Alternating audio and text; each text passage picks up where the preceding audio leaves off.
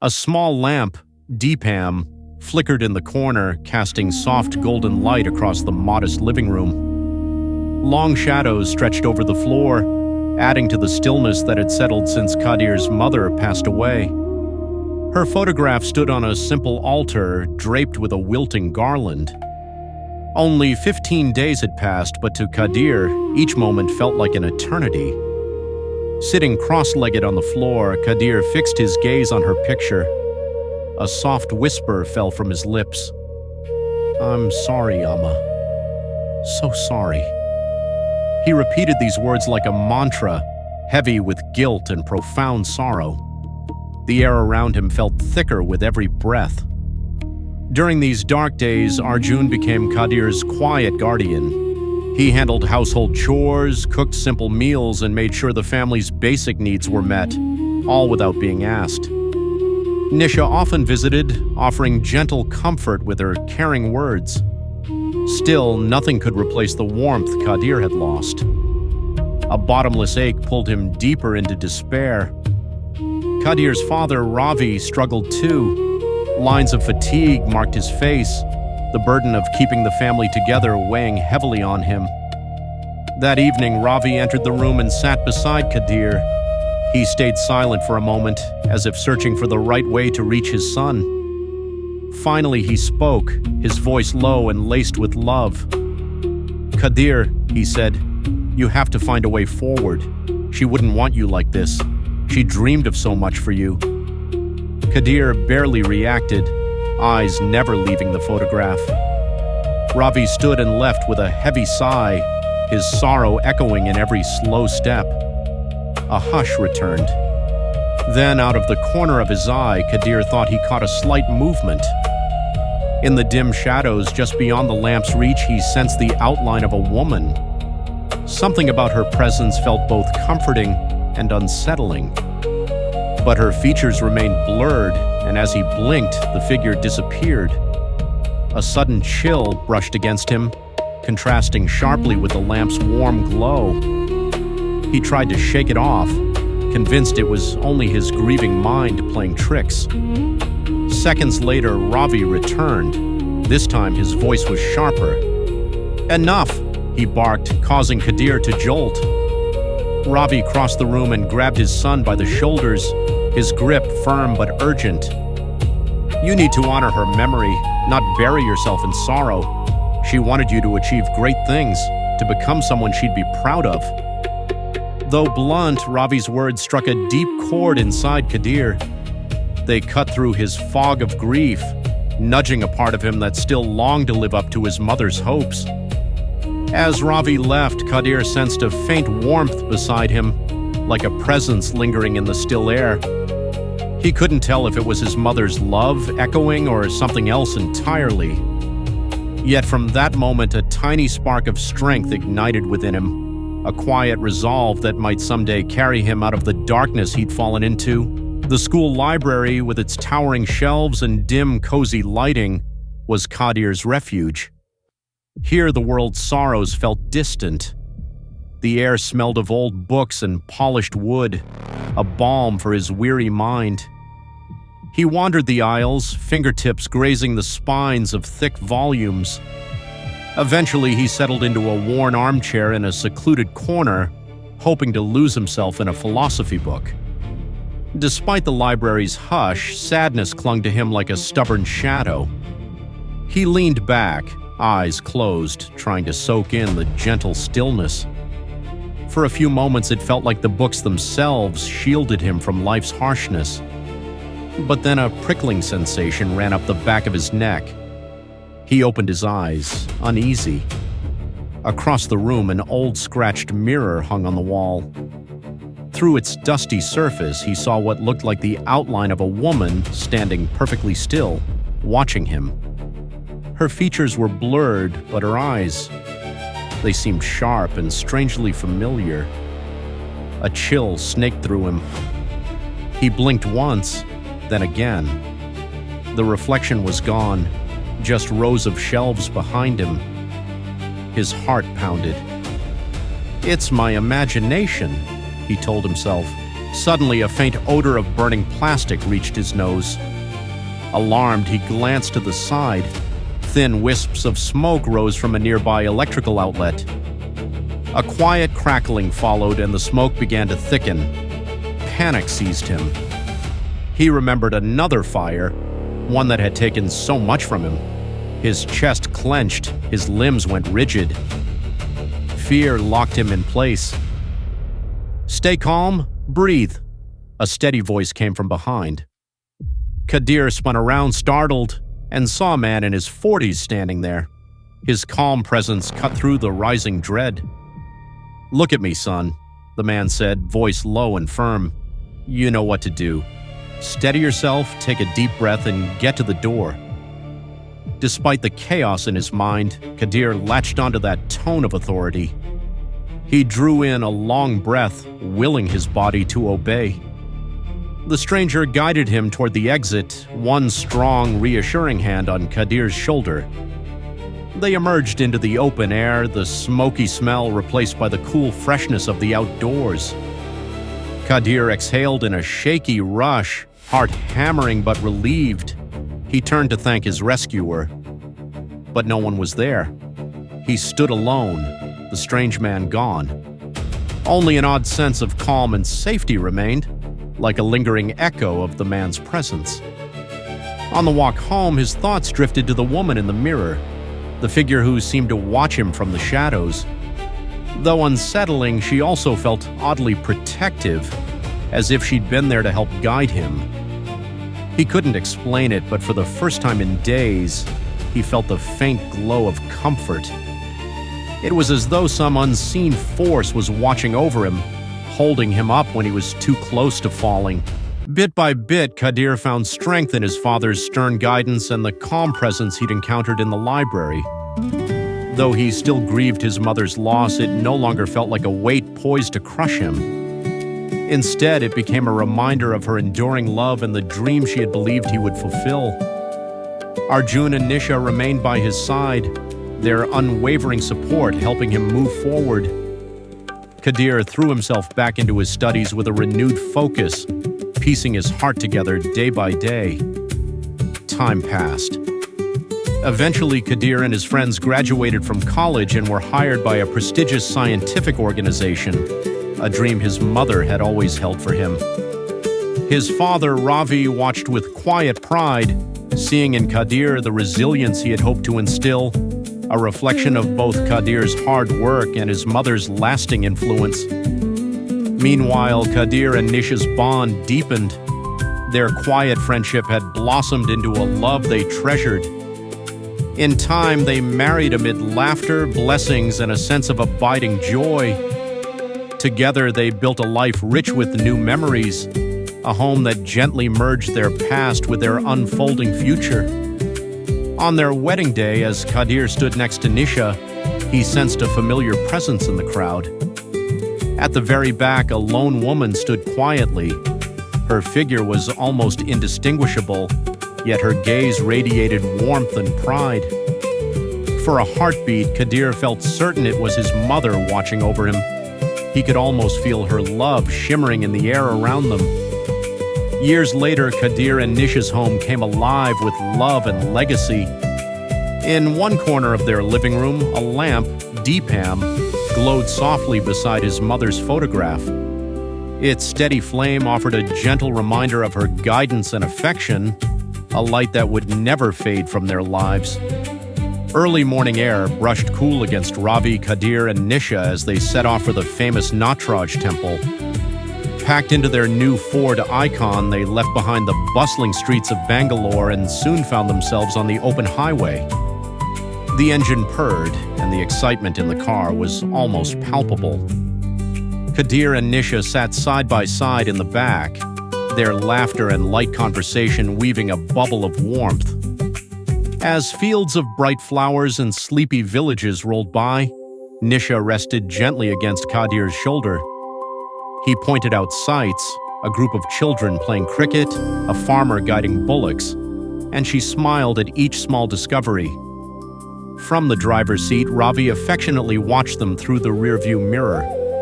Seeing how close they'd become filled him with quiet joy. Now and then he joined in their playful banter, his laughter adding to the sense of family closeness. After a few hours, the imposing silhouette of the Natraj temple rose in the distance, spires stretching toward the sky. Lush greenery surrounded the grand structure, as though nature itself bowed in respect. Stepping out of the car, they felt a soft calm settle around them. It was as if the air here carried an energy of devotion, a peaceful stillness that touched the soul. Crossing through the massive temple gates, they were greeted by intricate carvings and statues that seemed almost alive, telling stories of faith and centuries of history. Incense floated on the breeze. Sacred chants echoed through the corridors. It was a world far removed from everyday life, a realm of reverence. Kadhir and Nisha stood side by side, hands folded in prayer, eyes closed. At that moment, the temple's spiritual energy seemed to wrap them both in comfort, deepening their sense of unity. Time drifted by. Eventually, Ravi began to feel the strain of the journey. His steps slowed and a hint of tiredness showed in his posture. Noticing this, Kadhir approached with gentle concern. "Dad, you look exhausted. You should rest a while," he suggested softly. Ravi responded with a tired but warm smile. "I think you're right. I'll head back to the hotel. You two, enjoy the temple," he said, affection filling his voice. Kadhir and Nisha nodded, reassuring him that they'd take care of each other. They watched Ravi head back to the car, leaving them to explore the sacred grounds on their own. With Ravi gone, Kadhir and Nisha felt a shift, almost like beginning a new chapter of the day. They wandered deeper into the temple's beauty, pausing before altars and offering silent prayers. Every carved pillar and whispered chant seemed to bless their path, lifting their spirits with each step. In that shared reverence, they found themselves moving forward, together, buoyed by faith and the comforting sense that love and blessing walked alongside them every moment of the way. Early sunlight streamed through the towering gopuram of the temple, casting intricate patterns across the ancient stone. Kadhir and Nisha strolled hand in hand, their spirits light after receiving darshan. Gentle temple bells chimed in the distance, creating a soft, melodic ambiance welcoming them deeper into the sacred grounds. Nisha held a small basket overflowing with fresh marigold garlands. She absently twisted a loose petal between her fingers, smiling at Kadhir's quiet jokes. Then, quite suddenly, she dropped the basket, and bright petals scattered over the sunlit path. Her light laughter filled the space as she bent down to gather them. As Nisha knelt, Kadhir felt something ripple through the air, an indescribable force. In the blink of an eye, he jerked violently as if struck by an unseen bolt. Without a word, he collapsed, hitting the ground with a force that startled everyone nearby. "Kadhir!" Nisha cried out, her voice trembling. She pivoted sharply, her heart pounding, and rushed to his side. Her hands trembled as she tried to lift him. "Kadhir, talk to me!" But his eyes fluttered uncontrollably, beads of sweat forming on his brow. It looked as though he had just fought some unseen battle. For a moment, a fleeting instant, Kadhir's features changed. His hair, which had been neat, now lay in slight disarray. His expression hinted at an unspoken shock, as though he'd traveled a great distance and returned in mere seconds. His breath came in ragged bursts, as if he had run miles. When his gaze finally focused on Nisha, he looked disoriented, yet strangely calm at the same time. "It's probably just the heat," he murmured, forcing a weak smile. Nisha brushed his hair back gently, her concern intense.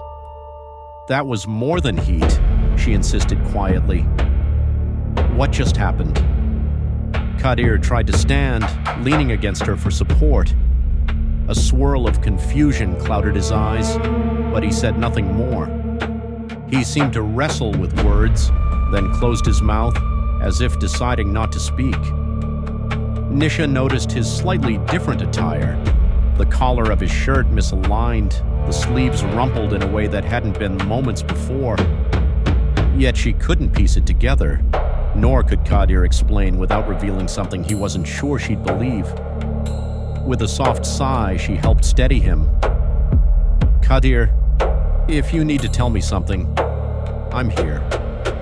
He answered only with a gentle squeeze of her hand. His mind spun with unanswered questions he wasn't ready to share. Slowly, they moved toward the temple gates. Onlookers, still concerned, made way for them. Nisha glanced at Kadhir every now and then, noticing his haunted expression. But in the hush of the temple courtyard, all she could offer was her steady presence. Kadhir let his gaze wander over the temple walls, almost as if searching for signs or answers hidden in the carvings. His heart pounded with lingering echoes of what he'd just experienced, something far beyond a fainting spell. Yet he kept silent, uncertain of how to reveal truths even he couldn't fully grasp. Outside the temple, golden sunlight glinted off the distant spires. A moment before, Kadhir had felt as though he'd traveled through worlds, and now, in the wake of that mysterious turmoil, he held on to Nisha's gentle support like an anchor. She looked at him with warm concern, and he managed a slight, grateful nod. They walked on together, steps in sync, though each carried questions unspoken. For Kadhir, the weight of his secret pressed in on him, but for just now he clung to the calm of her presence, waiting for the moment he could bring himself to share the impossible. Sunbeams filtered through the towering gopuram, sketching lacy shadows on the temple's stone path. Nisha's basket slipped from her fingers, golden marigold petals cascading onto the ground. She let out a gentle laugh, bending down to collect them. It was such a small moment, almost trivial. Kadhir, however, felt everything tilt. The temple's bustling atmosphere, a tangle of voices, chanting, and rustling feet, faded to a distant hum. A sudden force clutched at him, and in a single breath, a vortex of swirling light and shadow erupted before his eyes. It happened too fast for him to cry out. One instant he was in the bright temple courtyard, and the next he was hurtling through a shimmering corridor of impossible colors. Weightless, spinning, he glimpsed flashes of strange, half-remembered images, places he'd never been, faces he couldn't name. His heart drummed against his chest, panic threading through his veins. When the spiraling seemed endless, the vortex ejected him onto solid ground. He tumbled forward, his knees hitting soft earth. Air rushed back into his lungs. His hands shook as he braced himself. Looking around, Kadhir realized he was in a quiet clearing, far from any temple or city noise. The sky overhead felt vast, the air still. His gaze fell to a patch of disturbed soil at the foot of an ancient tree. Something about it called to him. He knelt, fingers sifting through the damp dirt, unearthing a small weathered box. Inside lay a tattered letter. Though its edges were worn, the writing was oddly clear. Kadhir's eyes flicked over the words. Instructions, warnings, a script already set in motion. He didn't speak. His expression tightened, eyebrows drawing together as if each line confirmed a truth he'd barely dared to suspect. This was no accident. What was happening to him had been foreseen, planned. Inhaling shakily, he closed the letter. A dawning awareness clouded his features, understanding that he would have to take on the role described and play the part these words demanded. Yet he said nothing aloud. He returned the letter to the box and reburied it, the act feeling more like a ritual than mere concealment. The clearing shimmered, dissolving as he stepped forward. In an eye blink, he found himself in a familiar school corridor, identical to the one he'd roamed in the early 90s. He recognized the same chalk-dusted walls, the rows of desks, the faint smell of books, and teenage excitement. At the front of a classroom, he saw himself, older, confident, substituting as a teacher. In the crowd of students, he spotted his younger self, wide-eyed with curiosity, in the quiet figure of Nisha, whose gaze drifted to the enthralling lesson. Today, the teacher Kadhir said, we're exploring the idea of relativity, how time can stretch or contract based on our experience. Young Kadhir raised his hand, his face glowing with interest. Sir, if time is relative, can a moment feel longer if it means more to us? He asked, his tone equal parts wonder and excitement. Teacher Kadhir smiled. Precisely, he affirmed. Our emotions can shape how long or brief a moment seems. Real time might be fixed, but lived time is anything but. Future Kadhir felt his chest tighten. He now understood. This scene, the lesson, the question, none of it was by chance. He traced the edges of the letter's memory in his mind, recalling its cryptic instructions. This is how it must begin. As the class ended, Teacher Kadhir lingered near his younger counterpart, a fond smile on his lips. He whispered so quietly it barely disturbed the dust motes in the air. Your life starts right here. Time lurched again. A prismatic shimmer enveloped Kadhir, spinning him out of the school corridor into the dark corridors of memory. Suddenly, he stood at the threshold of his childhood home, his body tense with dread. He knew all too well what moment was about to unfold, his mother's last. She moved inside the kitchen, unaware of the tragedy only seconds away. Kadhir's eyes filled with tears. He wanted to scream a warning, but a silent force held him back, making him a spectator of his own worst nightmare. Then came the explosion, muted but unmistakable. Windows shattered in a deadly bloom of glass and fire. Kadhir dropped to his knees, tears coursing down his cheeks, his heart seizing in raw agony.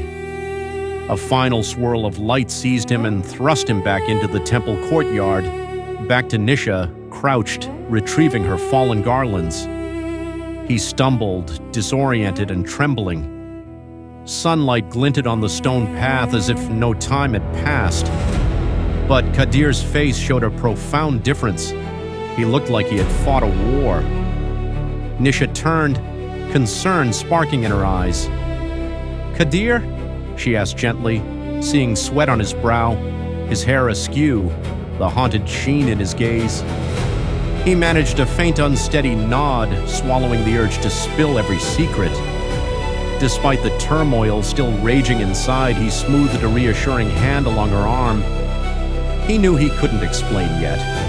Not the letter, not the scripted nature of his teacher self, and certainly not the painful replay of his mother's final moments.